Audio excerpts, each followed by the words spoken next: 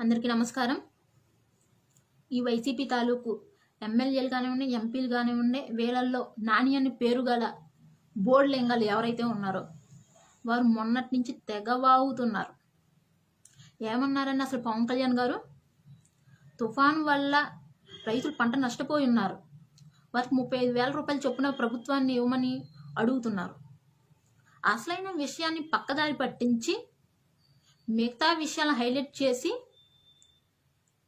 తెగవాగుతున్నారు. ఏంటి తంతే పక్క దేశంలో పడతారా?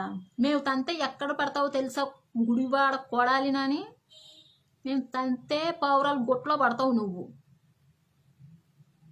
అక్కడ పెట్టబోతావా, తర్వాత దాన్ని రెట్టబోతావా తర్వాత విషయం.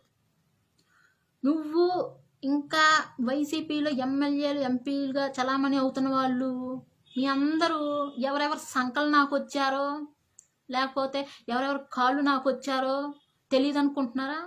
గతం మర్చిపోకండి, గతం మర్చిపోకూడదు.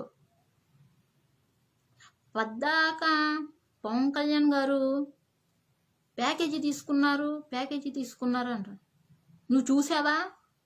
ఏనా అని నువ్వు చూసావా? నువ్వు చూస్తే నిరూపించు. ప్రభుత్వం మీదే కదా, నీకు ఏ దమ్ము ధైర్యం ఉంటే నువ్వు నిరూపించి చూపించు. నీకు దమ్ము ధైర్యం లేనప్పుడు నువ్వు మాట్లాడకు, నోరు మూసుకొని కూర్చో.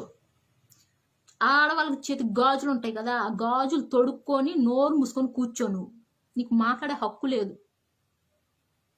ప్రతి వాడికి అలవాటైపోయింది. నోరు అదుపులో పెట్టుకొని మాట్లాడాలి.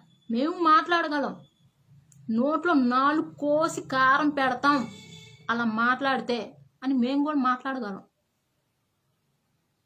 కాబట్టి చాలా జాగ్రత్తగా పొదుపుగా మాట్లాడాలి. మీరు ఒక ప్రజానాయకులు, మీరు ఒక ప్రజాప్రతినిధులు. మీరు ఇలా చలామణి అవుతున్నారు కుర్చీల్లో కూర్చొని. మీకు అర్హతే లేదు అసలు. మీరు మాట్లాడే భాష అలాంటిది. మరి మిమ్మల్ని చూసి ఎవరు నేర్చుకుంటారు అంత దరిద్రంగా మాట్లాడుతుంటే?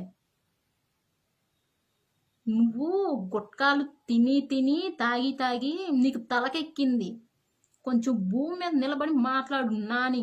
నీ గుడివాడ కొడాలి నాని. నిన్నే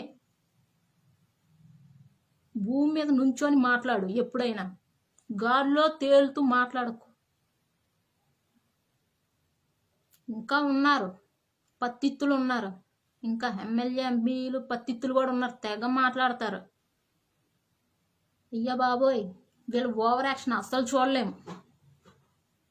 కాబట్టి ప్రజలు రాళ్ళు తీసుకొని కొట్టే విధంగా చేసుకోమాకండి. రాష్ట్రంలో చాలా సమస్యలు ఉన్నాయి, వాటి గురించి చూడండి ముందు.